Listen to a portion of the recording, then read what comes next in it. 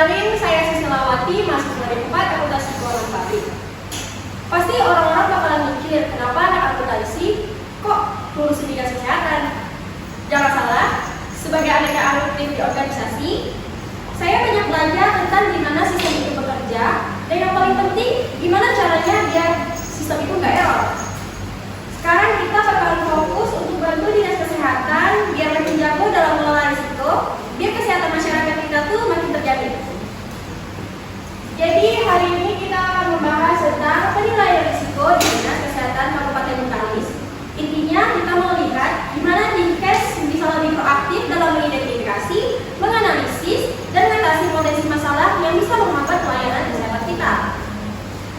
Mungkin setelah presentasi ini, kalian bisa bakal paham kenapa manajemen risiko itu penting.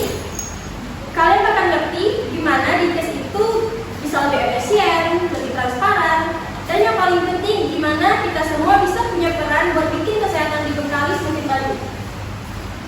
Bayangin, kita bisa punya sistem kesehatan yang kuat, yang siap menghadapi segala macam tantangan, dari pandemi hingga masalah kesehatan sehari-hari kita. Ini merupakan profil singkat tentang Dinas Kesehatan. Dinas Kesehatan Kabupaten Bengkalis memiliki peran penting dalam menyelenggarakan urusan pemerintah di Kabupaten Bengkalis. Latar belakang membentuk Dinkes ini berlandaskan pada peraturan perundang-undangan yang mengatur tugas, fungsi, dan kewenangan perangkat daerah, khususnya dalam hal kesehatan. Dinkes bertugas merumuskan kebijakan, mengkoordinasikan, memfasilitasi, memantau, mengevaluasi, serta melaporkan berbagai program dan kegiatan kesehatan di Kabupaten Bengkalis. Ini merupakan profil singkat tim perancang atau saya sendiri. Saya merupakan mahasiswa Politeknik Negeri Bengkalis dengan program studi D4 Akuntansi Keuangan Pabrik. Dan ini CV singkat tentang saya. Masuk pada bagian struktur organisasi Dinas Kesehatan Kabupaten Bengkalis, di mana di sini terdapat divisi manajemen risiko, yaitu kepalanya sendiri mengkoordinasikan aktivitas pengelolaan risiko dan menyusun laporan profil risiko. Dilanjutkan untuk penanganan risikonya itu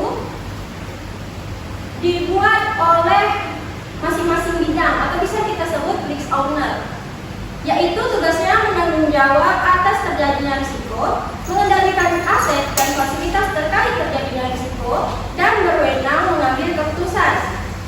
Di bawah itu ada juga yang membantu tim manajemen risiko, risk officer, yaitu pelaksanaan dari unit kerja, memiliki tanggung jawab melakukan identifikasi dan asesmen atas risiko, serta pelaksanaan mitigasi risiko.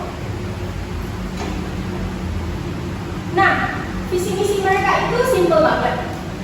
Visinya terwujudnya kemajuan pembangunan kesehatan masyarakat di Kabupaten Bengkalis. Untuk bisa membuat sampai ke visi tersebut, mereka memiliki visi yang sangat jelas. Yang pertama, mewujudkan peningkatan kesehatan masyarakat yang berkualitas. Yang kedua, meningkatkan pemerataan pelayanan kesehatan dan pemberdayaan masyarakat yang optimal. Dan yang ketiga, mewujudkan sistem manajemen dan tata kelola pemerintahan yang baik. Next, masuk pada tujuan penerapan manajemen risiko.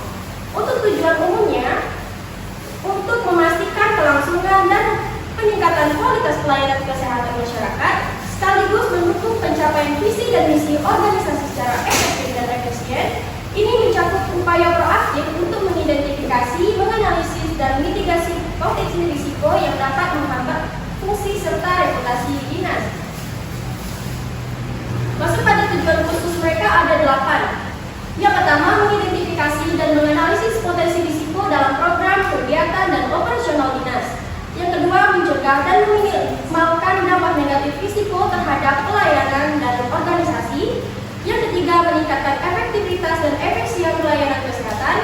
Yang keempat, meningkatkan kualitas pelayanan klinis dan non-klinis.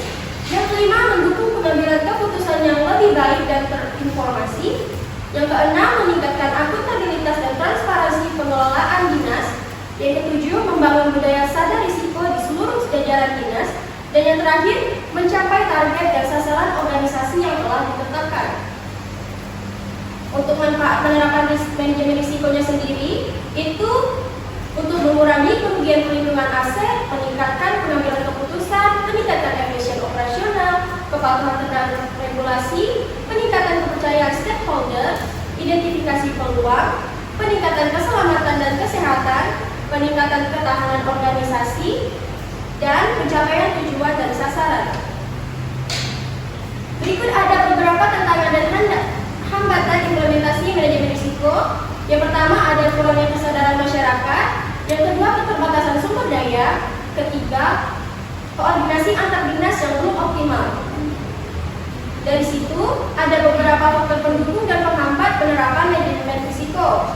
Untuk faktor pendukungnya, salah satunya yaitu dukungan dan komitmen dari pimpinan dinas kesehatan sangat penting untuk mendorong penerapan manajemen risiko. Dan penghambatnya itu rendahnya partisipasi masyarakat dalam mendukung program kesehatan seperti perilaku hidup bersih dan sehat atau PHBS. Untuk stakeholdernya sendiri, itu ada pimpinan dinas kesehatan, tenaga kerja kesehatan, pemerintah daerah, lembaga pendidikan, masyarakat, hingga media. Masuk pada identifikasi risiko. Di sini terdapat 5 identifikasi risiko yang saya buat. Itu terdapat 2 kategori risiko strategis dan 3 kategori risiko operasional, di mana departemennya sama-sama di bidang kesehatan masyarakat dan sasarannya meningkatnya kapasitas sumber daya manusia yang unggul, mandiri, dan bersaing dengan periode risiko semester ganjil 2025-2026. Untuk salah satu contoh risiko pertama dengan kode risiko ROO.02.06.01 dengan status risiko aktif dan merupakan peluang, memiliki deskripsi yaitu peluang pengembangan kompetensi tenaga kesehatan melalui pelatihan dan sertifikasi. Namun, jika tidak dimanfaatkan, dapat menyebabkan ketinggalan kualitas SDM dibandingkan dengan daerah lain. Akar penyebabnya, yang pertama karena kurangnya SDGs dan sertifikasi, yang kedua karena anggaran pelatihan tidak cukup, yang ketiga karena prioritas anggaran dialihkan ke program lain, yang keempat karena tidak ada analisis kebutuhan pelatihan yang mendalam, yang kelima karena tidak ada KPI pengembangan kompleks visi dalam. Untuk pengendalian internalnya, yang pertama dapat menyusun rencana program pelatihan yang jelas, yang kedua menetapkan KPI untuk pelatihan kompetisi, yang ketiga evaluasi rutin terhadap efektivitas pelatihan. Untuk dampak kuantitatifnya, yang pertama menurun akibat kurangnya tenaga terlatih, yang kedua tidak optimal dalam pencapaian target sehingga mempengaruhi kualitas pelayanan, yang ketiga berpotensi merusak citra OPD di mata publik.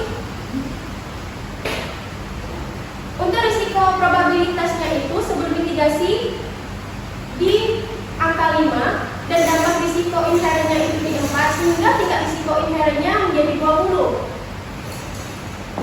Nah, untuk strateginya itu mitigasi risiko dengan penanganan risikonya, yang pertama menyusun program pelatihan tahunan dengan analisis kebutuhan kompetisi, yang kedua mengalokasikan anggaran khusus untuk sertifikasi tenaga kesehatan, yang ketiga memasukkan KPI pengembangan kompetensi dalam penilaian kinerja. Nah, setelah itu adalah probabilitas risiko residual atau yang tersisa itu di angka 4 dan dampak risiko residualnya di 4 sehingga tingkat risiko residualnya turun ke angka 16. Ini departemen unit kerjanya itu bidang kesehatan masyarakat, bagian kepegawaian dan lembaga sertifikasi. Dan untuk evaluasi, unit SDM harus membuat sistem database kompetensi pegawai untuk memetakan kebutuhan pelatihan secara lebih akurat, kerjasama dengan asosiasi profesi kesehatan dapat meningkatkan kualitas materi pelatihan. Sehingga terbentuklah peta risiko inheren dan residual seperti berikut, di mana risiko pertama itu menurun di angka 16, risiko kedua turun di angka 12, risiko ketiga menurun di angka 16, risiko keempat turun drastis ke angka 4, dan risiko 15 turun ke angka 4. Baik, jadi kesimpulannya, Dinas Kesehatan sudah mengidentifikasi 5 risiko utama, mulai dari pengembangan kompetensi nakes, kolaborasi sama universitas, masalah logistik, vaksinasi massal, sampai deteksi dini wadah. Buat mengatasi ini, mereka udah ngelakuin banyak hal, kayak pelatihan SDM, pengadaan sistem modern digital, sosialisasi, dan tingkatin sistem pelaporan. Anggaran yang sudah disiapin bervariasi antara 85 juta hingga 3